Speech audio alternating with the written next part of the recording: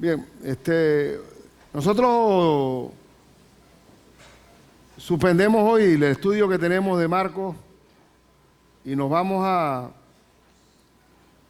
a concentrar totalmente, perdonen,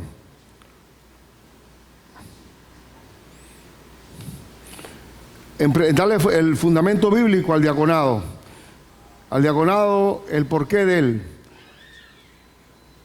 Cuando se dio la instalación de los primeros 7 diáconos en el libro de Hechos, la razón por la cual se da estos hermanos elegidos se debió a algún crecimiento de la iglesia, de discípulos, muchos discípulos, y el apóstol Pedro había predicado en aquella fiesta del Pentecostés que venía el Espíritu Santo y que iba a dar poder para testificarle al Señor en toda Jerusalén, Judea, en Samaria y hasta lo último de la tierra.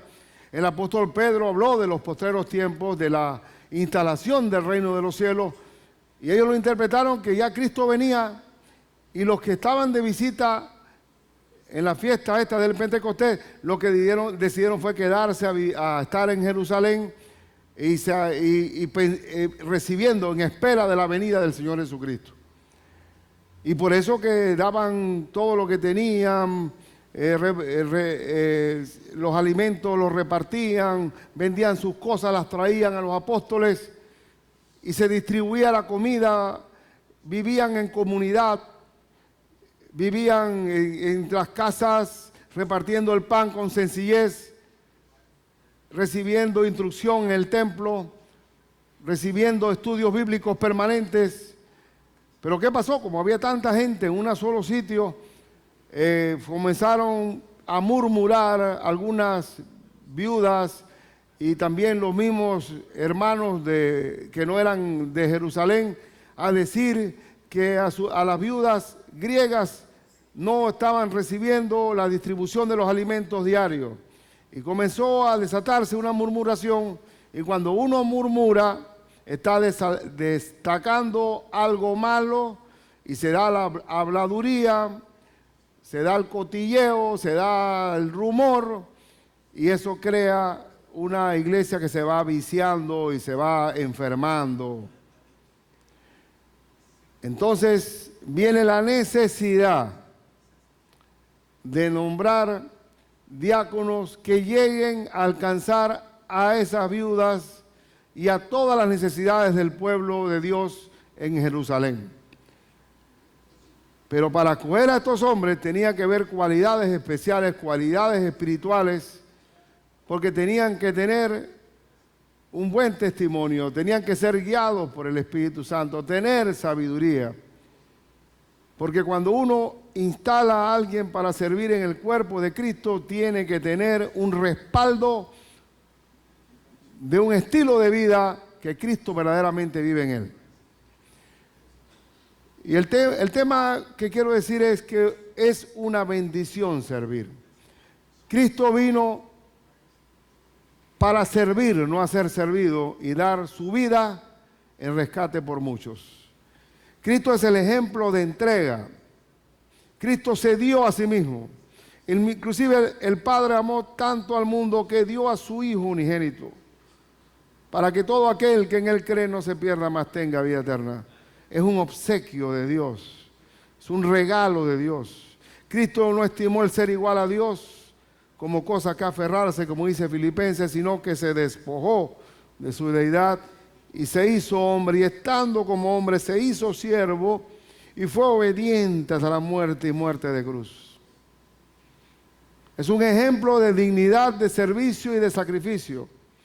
Y nosotros tenemos que tener exactamente el mismo sentir de Cristo, de dar nuestra vida presentando nuestro cuerpo como un sacrificio vivo, santo y agradable a Dios, que es nuestro culto racional. Es nuestro deseo agradar a Dios a través del servicio. El que quiere ser grande en el reino de Dios, y es posible querer ser grande en el reino de Dios, tiene que ser ¿qué? Siervo de Dios.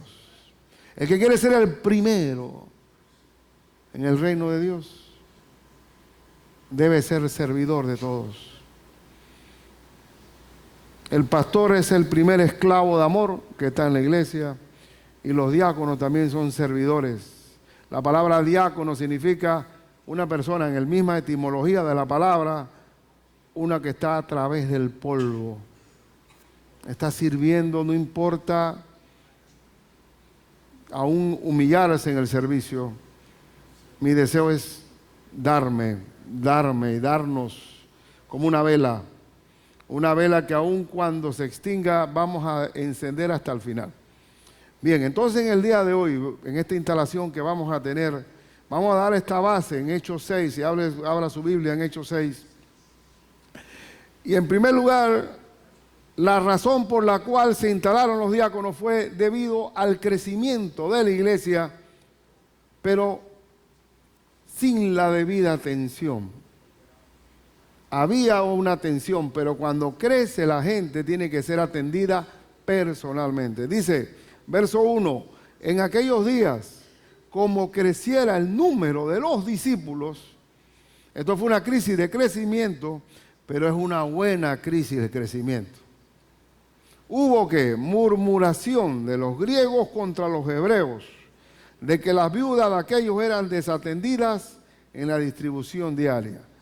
Es decir, que si en una casa se estaba cocinando, que coma primero mi mamá, mi abuela, que esta señora que es hermana en Cristo, pero no es de nosotros. Ellas se sentían desatendidas. En nuestra iglesia, toda persona tiene que ser atendida. Toda persona tiene que tener un trato personal para que siendo bebé sea alimentado, siendo joven, siendo adulto espiritualmente, sea alimentado con buena conciencia y buena entrega, y que haya hermanos dispuestos a invertir tiempo en otros, en ese crecimiento espiritual. Pero debe ser hombre a hombre. No podemos tener una iglesia o querer una mega iglesia donde yo no sé quién está al lado mío, ni quién está del otro lado, ni quién está al frente, ni quién está atrás. Ese cuerpo así colectivo, una masa que nadie se conoce, ese no es el cuerpo de Cristo. Porque el cuerpo de Cristo son miembros activos funcionando en el cuerpo. Esto no es un club, yo no soy miembro del club de la iglesia de Cristo. El miembro de Cristo es aquel que funciona en el cuerpo. Y si uno está padeciendo en ese cuerpo, todo el cuerpo está dolorido. Mi hermano Luis, que no estuvo en el primer culto, pero también está llamado a servir como diácono. Mi hermano Luis estuvo toda la noche, estuvimos con mi hijo ahí, y había una fiebre que marcaba. Y cuando hay fiebre ya de 38, de acuerdo a las instrucciones del oncológico, tiene que ser llevado allá para poderlo chequear y actuar. Pero mi hijo ya no quería saber de hospitales. Y yo digo, bueno, pero ya teníamos la instrucción de un antibiótico. Ahora, la fiebre no es mala. La fiebre es un sensor corporal que está señalando que hay una infección adentro, que hay un miembro adolorido. Y el antibiótico es un amigo, un aliado que va a venir a matar esa infección. ¿Y qué estábamos haciendo nosotros? Bajando la fiebre, pero también dando el antibiótico. Y estábamos ahí guerreando para que no se diera una temperatura que hubiera afectado cosas mayores también. Poniendo bolsas de hielo y todo lo demás. Pero ¿qué quiero destacar? Quiero destacar que desde el momento en que una persona no se sienta atendida o está herida dentro del cuerpo de Cristo, todos tenemos que volcarnos a remediar ese dolor. Ahora, ¿lo van a hacer todos? No, lo van a hacer los hermanos que están más comprometidos para que cualquier llamada del 911, ellos son los primeros en reaccionar. Estamos como los scouts, siempre listos a servir. A cualquier llamada, estoy dispuesto a hacerlo. Y si el diaconado significa siervo fijo, siervo allí, un paramédico que va a actuar con diligencia.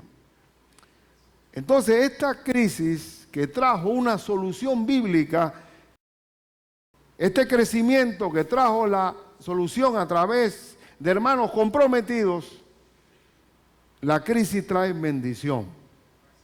Inclusive esta que tenemos nosotros ahora, esta instalación, se debe a un crecimiento, se debe a cierta longevidad que tenemos ya los diáconos que están acá, y se debe también a la gran enseñanza que a través de la enfermedad de uno de los miembros se ve la necesidad de que tengamos siempre un relevo de hermanos para que el diablo no ataque a uno, sino que tiene que atacar a todo un cuerpo. Ya no se limita a un tiro al principal, sino que hay todo un equipo de trabajo que le va a costar mucho poder destruir.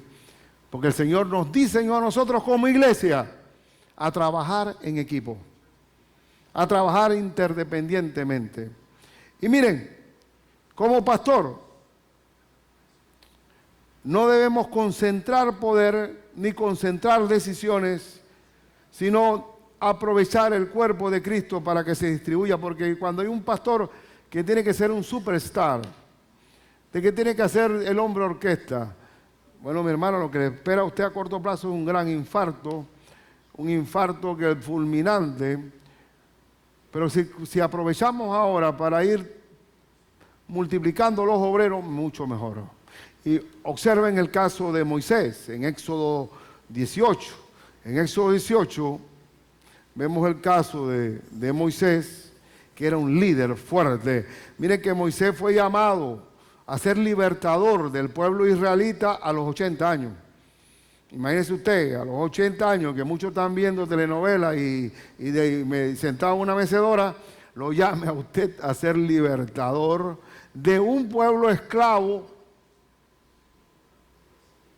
por siglos, como estaban los egipcios dominando a los hebreos, y a la manera de Dios y a lo portento de Dios fue liberado este pueblo. Vamos, entonces, ¿qué pasa? Cuando Moisés se da la liberación del pueblo israelita que cruzan el Mar Rojo, Moisés tenía la responsabilidad de ser libertador, militar, tenía que ser gobernador, tenía que ser legislador, una ley que vino del dedo de Dios, y tenía que ser magistrado, tenía que aplicar justicia. Estaba concentrado mucha decisión en Moisés, y vino un buen suegro, porque no todos los suegros son buenos, pero este fue muy buen suegro. Un suegro espiritual que le dio un consejo que tiene aplicación espiritual para nosotros también. Y veamos el versículo 18, 18, versículo 13. Dice, aconteció que al día siguiente se sentó Moisés a juzgar al pueblo, y el pueblo estuvo delante de Moisés desde la mañana hasta la tarde. Un hombre sentado allí atendiendo a miles, a cientos de personas. Viendo el suegro de Moisés todo lo que él hacía con el pueblo, dijo, ¿qué es esto que haces tú con el pueblo? ¿Por qué te sientas tú solo y todo el pueblo está delante de ti desde la mañana hasta la tarde? Y Moisés respondió a su suegro, porque el pueblo viene a mí para consultar a Dios. Cuando tienen asuntos vienen a mí, y yo juzgo el asunto, el uno y al otro, y declaro las ordenanzas de Dios y sus leyes. Eso es correcto. Un pastorado tiene que aprender a dar el consejo de Dios y que discernamos entre lo bueno y lo malo, que tenemos que aplicar lo correcto o lo incorrecto. Pero lo correcto para un pastoral es preparar al rebaño para que haga ese consejo a través de hombres idóneos y fieles. Y dice la Escritura, entonces el suegro de Moisés le dijo, no está bien lo que haces. A veces queremos nada más que nos halaguen y nos adulen, pero aquí hay un suegro que le dice al líder, no está bien lo que estás haciendo. ¿Y por qué no está bien? Desfallecerás del todo, tú y también este pueblo que está contigo, porque el trabajo es demasiado pesado para ti y no podrás hacerlo tú solo. Es cierto. Uno tiene que aprender a delegar, pero a delegar en hermanos probados. Oye ahora mi voz, yo te aconsejaré y Dios estará contigo. Está tú por el pueblo delante de Dios y somete tú los asuntos a Dios. Y enseña a ellos las ordenanzas y las leyes y muéstrales el camino por donde deben andar y lo que han de hacer, discipulado. Además, escoge tú de entre todo el pueblo varones de virtud, temerosos de Dios, varones de verdad, que aborrezcan la avaricia, y ponlos sobre el pueblo por jefes de millares, de centenas, de 50 y de 10. Y ellos juzgarán al pueblo en todo tiempo, y todo asunto grave lo traerán a ti, y ellos juzgarán todo asunto pequeño. Así que Moisés se le traía los casos de cuidados intensivos y los casos ya de medicina general y de paramédicos los resolvían estos hermanos escogidos. Así aliviarás la carga de sobre ti y la llevarán ellos contigo. Y precisamente eso es lo que estamos haciendo hoy. Aliviando las cargas para que sean atendidos los asuntos de la iglesia personalmente. Y cada día delegando para que las cargas sean repartidas en la iglesia del Señor. Entonces, ante cualquier crisis de crecimiento, es la oportunidad para que nuevos obreros se sumen a las filas. Y el Señor Jesucristo dijo, la mies es mucha. ¿Pero qué pasa? Pero los obreros son pocos. Yo le doy gloria a Dios por la cantidad de obreros que tenemos en la iglesia. Y por la cantidad de varones que hay en la iglesia. Porque la crisis del varón es una crisis generalizada, que ya los varones escasean. Pero en la iglesia tenemos varones. Tenemos varones. En segundo lugar, la razón por la cual se escogen estos diáconos es por una crisis de crecimiento, pero también estos hombres que van a ser encargados para atender a las necesidades de la gente tenían que tener ciertas cualidades espirituales. Usted nunca va a poner de a dedo a alguien en la iglesia, ni tampoco por amiguismo tampoco, ni lo va a poner porque me agrada o porque tengo empatía con él. Lo vamos a poner sobre la base de cualidades espirituales que están muy bien claras aquí. Para ser un diaconado tenemos que tener estas cualidades. Vamos a ver el versículo 2. Entonces los 12 convocaron a la multitud de los discípulos y dijeron, no es justo. Miren la parte esta de los apóstoles.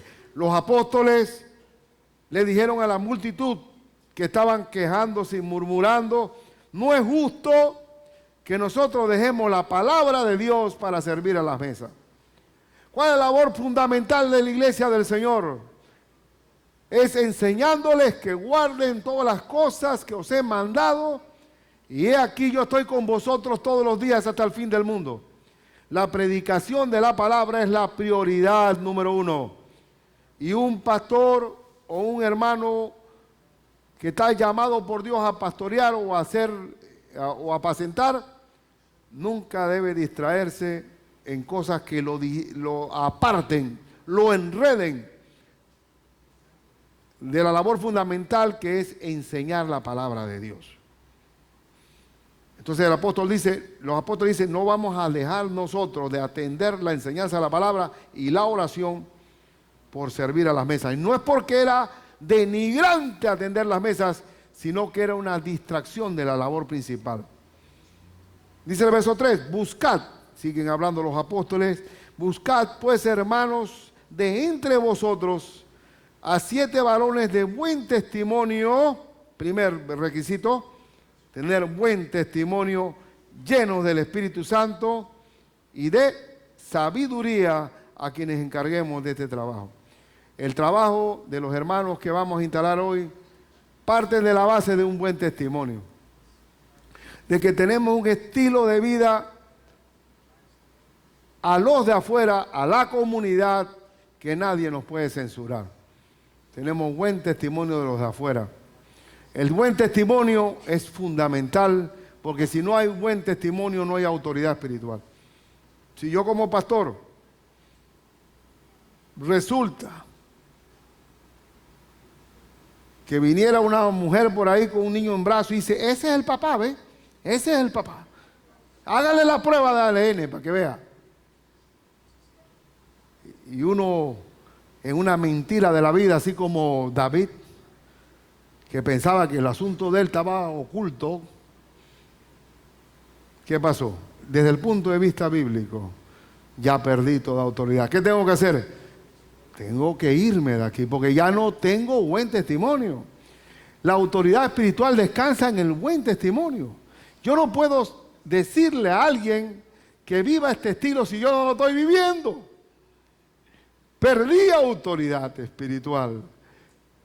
Mi autoridad descansa en el buen testimonio. Si usted es un pueblo chiquito, que dicen que pueblo chico, infierno grande, tapar un mal testimonio pasan muchos años. En un pueblo chico dice, oye, ese pastor, esa gente le fueron infiel a la mujer. Han pasado 50 años y todavía se acuerdan de eso. Porque ya quedó desacreditado el nombre del Señor por un mal testimonio. En un concilio pastoral que estaban examinando un pastor como candidato para pastorado y habían todos los que estábamos y eran pastores, y se formó un debate de todos contra mí. Porque yo decía, bíblicamente, hermano, el pastor debe ser irreprensible igual que el diácono. Y dice, debe ser de buen testimonio para que no caer en descrédito y en lazo del diablo. Una vez se deja de ser irreprensible y una vez se deja de tener buen testimonio, hasta ahí llegó su pastorado. Dice, eso no puede ser, Ricardo. Dios restablece, Dios ordena, y Dios desde segunda, de terceras, de cuartas, perdones. Y estoy de acuerdo. Estoy de acuerdo que Dios me perdona. Inclusive mi congregación que estoy ministrando puede llorar conmigo y me dice, pastor, no se vaya. Lo queremos, ya Dios lo perdonó. Sí, pero los de afuera. Los de afuera no perdonan. Porque hay un descrédito. Se desacreditó. Gracias a Dios que había un cubano ahí, en esa reunión, donde estaba Ulises. Había un cubano que era el presidente de la Convención Bautista allá de Cuba. Dice, nosotros en Cuba, donde nosotros perdemos autoridad a través del mal de un mal tenemos que irnos rápido. ¿Por qué? Porque a lo largo de muchos años el gobierno siempre ha puesto trampas, celadas. Han puesto a mujeres de espías a enamorar al pastor y a filmarlo y a fotografiarlo para decir que... ¿Por qué? Porque toda la vida han perseguido a la iglesia del Señor. La iglesia cubana es más madura que la panameña porque ha sido muy perseguida. Así que el testimonio tiene que ver, un buen testimonio tiene que respaldarse. Y tenemos que tener la entereza de que si hemos caído en descrédito y hemos pecado, mejor díganoslo. Mire, pastor, estoy de diácono, pero he caído en pecado. ¿Y saben qué? Tiene que confesarse públicamente el asunto. ¿Por qué? Y si un pastor cae en pecado, tiene que decirlo públicamente que caí. ¿Por qué? Porque un líder público tiene que confesar públicamente su falta también. Hay algunas iglesias que si el pastor cae en un pecado lo sacan por la cocina. Digo, no ha pasado nada. No, el pastor renunció por una enfermedad. Vamos a tapar, un tapujo. Primero, todo el mundo sabe la cosa. Y lo sabe deformado. Y lo sabe y le van metiendo más leyenda urbana. Así que lo mejor que puede hacer es pararse allá y por lo menos lo último que haga ese pastor cuando se retira de la congregación, les pido perdón por haberlos ofendido, por haber ensuciado, por no haber sido un modelo, por no haber sido ejemplo para ustedes, por ser una piedra de tropiezo. Y tiene que hacerlo públicamente. Si no lo hace, esa iglesia no se va a sanar. Esa iglesia va a cargar con algo oculto que se lo quisieron tapar y lo sabía de una forma desinformada. Así que el buen testimonio tiene que haber. También dice allí que tiene que ser lleno del Espíritu Santo. Es decir, para ser lleno del Espíritu Santo tienes que tener intimidad con Dios. Tienes que pedir a Dios, Señor, gobierna hoy mi día. Padre, lo que yo hable, de lo que yo actúe, sea Cristo en mí, actuando por mí. Y cuando Cristo nos llena de su Espíritu, tenemos amor, tenemos gozo, tenemos paz, tenemos paciencia, tenemos benignidad, bondad, fe, mansedumbre y templanza. Tenemos a Cristo en nosotros. No tomamos decisiones bajo el impulso de las circunstancias, porque hermanos, mis hermanos consiervos que vamos a compartir estas cargas ahora, nos vamos a encontrar con situaciones difíciles y no vamos a actuar sobre emocionalismos, sino sobre convicciones espirituales. Tenemos que actuar bajo la sabiduría, porque ahí dice también que los diáconos tienen que ser sabios. Con sabiduría. ¿Qué significa sabiduría? Sabiduría no es Aristóteles ni Platón, ni filósofo. Sabiduría es aplicar el consejo de Dios a la situación que estamos viviendo. Y por tanto tenemos que tener la cabeza espiritual, con una mente espiritual para tomar decisiones. Estaba viendo una película de 1930 y pico sobre Abraham Lincoln.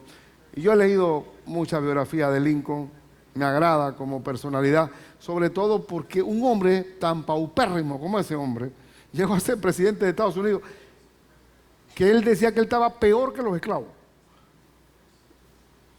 Pero una de las cosas que él, cuando estaba en la guerra civil esta americana del norte y el sur le estaba ganando batallas y batallas, y entonces estaba el gabinete de Lincoln, pero presidente, tenemos necesidad de una victoria, haga lo posible, impulse las tropas y tirémonos a conquistar este asunto. Y Lincoln, esa pasividad que tenía,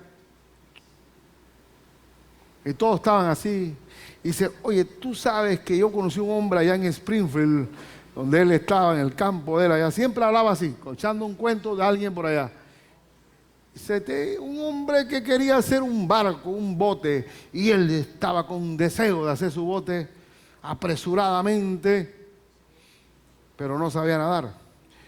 Entonces dice, bueno, ya que no voy a sacar el bote, yo no sé nadar. Y dice, tomó su primera lección de nado, y ahí yo aprendí muchas cosas. ¿Y qué pasó, presidente? Bueno, el hombre se ahogó. El hombre se ahogó. Dice, ustedes pueden ahogar la nación por querer tomar decisiones apresuradas y locas, sin medir las consecuencias de las cosas. Nosotros tenemos que actuar no sobre enojos, sino siempre con el consejo sabio, con la llenura de Dios, con el control de Dios en todas nuestras decisiones que hagamos. Porque así debe ser. Porque la iglesia tiene que tener amor, tiene que tener sabiduría, tiene que tener la guía del Espíritu Santo. A mí me tocó discipular a un brasileño con su esposa aquí en Panamá. Yo estaba en una empresa y nunca se me olvida su testimonio cuando él tenía como 16, 17 años, que ustedes saben cómo son los brasileños con el fútbol. Y había una competencia entre iglesias y él le faltaba jugadores. Y él no, supuestamente era de iglesias con iglesias y tenían que ser cristianos los que jugaban. Y él formó un equipo con la gente del barrio de él, un poco de muchachitos amaliantados que jugaban bien el fútbol. Y entonces cuando comenzaron al certamen, el que estaba organizando la liga le dice al muchacho este que yo estaba discipulando ya en esa edad, dice, tú sabes, esos que están ahí ninguno es de la iglesia. No pueden, ellos son de la iglesia. ¿Dónde está la carta que diga que esos son de la iglesia? Espérate, yo juego el segundo juego, pásenos para el segundo juego, yo te voy a traer una carta al pastor. Y se metió por la ventana de la iglesia, abrió la puerta del pastor con un cuchillo, entró, se metió en ese tiempo de máquina de escribir, escribió, hizo la lista de los jugadores que no eran miembros y firmó por el pastor. Y dice, aquí está. Y qué va, el hombre sabía que eso era una mentira. El domingo siguiente lo llamaron. Pastor, déjeme decirle algo. Yo acepto que hice todo eso, pero la iglesia nunca me perdonó. Nunca me perdonaron. Yo siempre fui marcado a partir de toda esa falsificación que hice. fui marcado para siempre. Y déjame decirte que fue un buen creyente. Un creyente que él hasta la fecha nos sentimos una gran estima, porque el Señor tenemos que aprender a no desechar a los hermanos, porque todos estamos en un proceso de crecimiento y a veces el legalismo es así, rudo, cruel, descalificante, y tenemos que tener sabiduría en el trato con los hermanos. Va a haber hermanos que se le va a aplicar disciplina, pero normalmente la disciplina evangélica se vuelve un purgatorio evangélico, donde tiran al tipo y le dicen, ya usted, siéntese ahí atrás, no ore, no va a ocupar ningún cargo. Prácticamente nadie le habla al leproso ese. Bueno, siga ofrendando, eso sí no estaba dentro de la... Y eso, ¿tú crees que eso es sano? La disciplina en la iglesia es para restablecer al hermano caído. La disciplina en la iglesia es para ganar al perdido, no para ahuyentarlo, no para hacer leña del árbol caído, sino para rehabilitarlo, para restaurarlo. Dice que cuando algún hermano, dice el apóstol San Pablo, es sorprendido en alguna falta, vosotros que sois espirituales, los que son maduros en la fe, restaurarlo con espíritu de mansedumbre, restaurarlo como espíritu de mansedumbre, considerándote a ti mismo, no sea que tú también seas tentado. Entonces esos jueces, esos fariseos legalistas, que normalmente el más severo es el más pecador, no lo queremos. Queremos hermanos con sabiduría, con llenura del Espíritu Santo y de buen testimonio. De buen testimonio. Y la sabiduría es algo tan importante, tan súper importante, que el apóstol Santiago dice allá en Santiago 1:2, que dice, tened por sumo gozo cuando os halléis en diversas pruebas, como las pruebas que estamos pasando ahora. Pero nadie puede tener gozo en las pruebas, pareciera, ¿verdad? Pero ahí no dice sientan gozo, sino tened por sumo gozo. No sé qué está pasando, no sé qué va a ocurrir, pero yo sé que eso va a ser para bien, porque para los que aman a Dios, todo ayuda a bien. Y tengo por sumo gozo cuando me hallo en diversas pruebas, porque la prueba de vuestra fe, dice el apóstol Santiago, ¿qué dice? ¿Qué produce? Produce paciencia. ¿Y cómo le dicen a la gente que está en los hospitales, hermano? Cuando están adentro, enfermos, ¿cómo le dicen? Pacientes. Oye, verdaderamente que hay que tener una dosis de paciencia. Wow. Verdaderamente ahí está la paciencia. Y no solamente el paciente debe ser paciente, sino el familiar que está al lado tiene que ser paciente. Y dice la Escritura más adelante, y el que tiene falta de sabiduría, es decir, que no logra entender que la paciencia viene a través de muchas pruebas, pídale a Dios sabiduría, el cual la dará como abundantemente y sin reproche, y le será dada. Es bueno los hermanos que han pasado por situaciones de pruebas y que hoy pueden aconsejar a otros. Porque nadie puede consolar a otros si no primeramente ha sido consolado por las pruebas que ha vivido, como dice el apóstol San Pablo en 2 de Corintios, que nosotros somos consolados de Dios para consolar a aquellos que están pasando igual tribulación. Y esa sabiduría viene a través de una vida. Y me encanta tener hermanos que son idóneos para consolar, para llevar consejos y sabiduría, y sabios en la aplicación de esa palabra de Dios. Ahí nosotros tenemos ahora, ministrando en los matrimonios, 14 matrimonios que están terminando con los hermanos Quintanilla, que han sido buenos consejeros matrimoniales, y lo han hecho de una forma bien establecida. Y me dicen los hermanos, pastor, queríamos decirle algo, no se ofenda, pero las situaciones de crisis matrimonial que vamos a vivir aquí en todos estos meses que vamos a estar ministrando los matrimonios, nos vamos a mantener la confidencialidad. Ni siquiera a usted le podemos decir, digo, gloria a Dios que no me lo digas. Ojalá que lo resuelvas muy bien, si lo que yo quiero es delegar en hermanos idóneos, con capacidad para resolver cualquier asunto que pueda ser discernido con la espada del Espíritu, que eso es la palabra de Dios. Así que yo dije, aleluya, qué bueno, resuelvan, no quiero ni saberlo. O mejor no saberlo, resuélvanlo ustedes. Perfecto. Y donde tengamos hermanos que puedan resolver esos ese 9-11, el pastor puede dedicarse a profundizar aún más la palabra de Dios. Entonces esas cualidades tienen que tenerse. ¿Y cuál fue el resultado final cuando estos diáconos fueron instalados allá en Jerusalén? Búsquese el verso 4 en adelante. Dice, y nosotros persistiremos en la oración y el ministerio de la palabra. Como apóstoles estamos llamados a ministrar la palabra.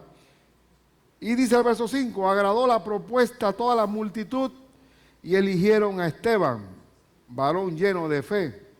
Ustedes saben que Esteban fue el primer mártir de esta iglesia de Jerusalén, que gracias a ese martirio la iglesia salió perseguida y huyendo, esparció el evangelio por todas esas ciudades. Varón lleno del Espíritu de fe y del Espíritu Santo, a Felipe, que después se volvió el gran evangelista Felipe en Samaria, y aquel que le compartió al eunuco etíope, a Prócoro, a Nicanor, a Timón, a Parmenas y a Nicolás, prosélito de Antioquía. Cuando en la Biblia aparecen nombres es porque tuvieron importancia para el reino de Dios. Hay algunos comentaristas bíblicos, por eso que los comentarios hay que saberlos leer, y mejor básate en la Biblia y no los comentarios, que algunos dicen que este Nicolás posiblemente haya sido aquel que inició ese grupo malo de los nicolaitas, que la palabra Nicolás significa Nico, que es conquistador, y Laos, que significa pueblo, conquistador del pueblo. Bueno, tenemos aquí a Nicolás, gracias a Dios que no está así, y no tenemos ese problema.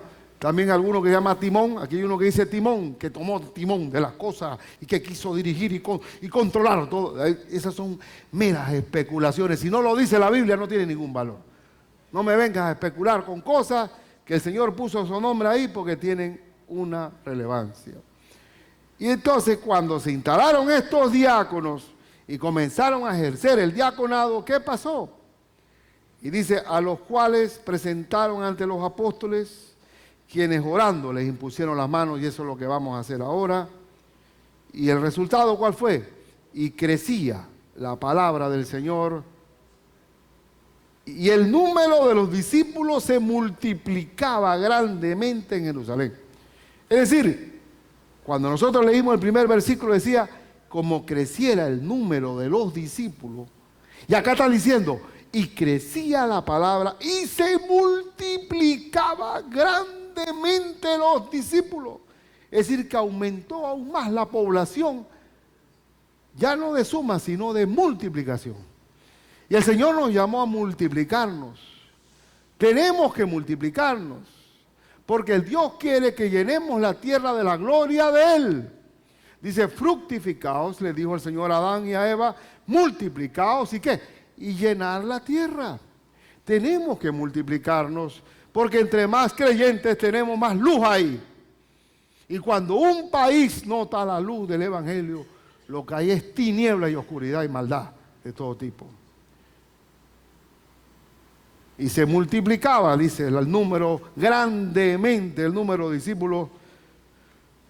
También muchos de los sacerdotes obedecían a la fe. Es decir, que el impacto fue tan grande que hasta el sacerdocio judío, muchos se convirtieron al Rey, al Señor. Entonces, hermanos, el Señor nos llama al servicio. Y entre mejor atendemos a los hermanos, hombre a hombre, persona a persona, vamos a tener un crecimiento mayor, un crecimiento multiplicado, un crecimiento sano, porque no queremos una mega iglesia, queremos una familia de Dios. Queremos, hermanos, que sean atendidos, no bultos, no masas para recibir un discurso. No hay cosa más sana que el cuerpo de Cristo, porque nos atendemos los unos a los otros. Eso es más grande que un partido político, que un frente estudiantil, que un sindicato o que un colegio de abogados. No hay cosa más grande que el cuerpo de Cristo. No hay cosa más grande que el cuerpo de Cristo. No hay, y lo he experimentado en amor. Hemos recibido tal grado de amor, de amistad, de sostén en la necesidad de nosotros, que yo digo, qué cosa más grande ser parte del cuerpo de Cristo.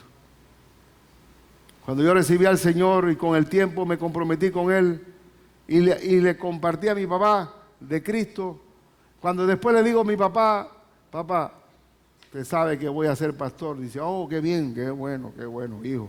Bueno, yo le respeto sus cosas, pero después ya cuando lo veo él hablando con un amigo, Héctor, allá en la terraza de la casa, oye, qué desgracia de mi hijo, oye, métese a pastor, qué desgracia, hombre, yo que teníamos un camino político para ese hombre. Oye, ya lo tenía yo bien montado, conectado, como si hubiera sido, oye, qué desperdicio de hombre. Qué cosa meterse a pastor, mira todo eso. Pero, bueno, pero tú sabes, lo bueno de esa gente es que ven, no van a tener problemas con borrachera, no van a tener hijos por ahí. Esas son las cualidades que él veía, ¿no? Pero no existe, ¿usted cree que puede compararse el pastorado, el diaconado, el servicio en la iglesia, que un partido político? Que sí, en la política hay facturas, yo te ayudé, devuélveme el favor.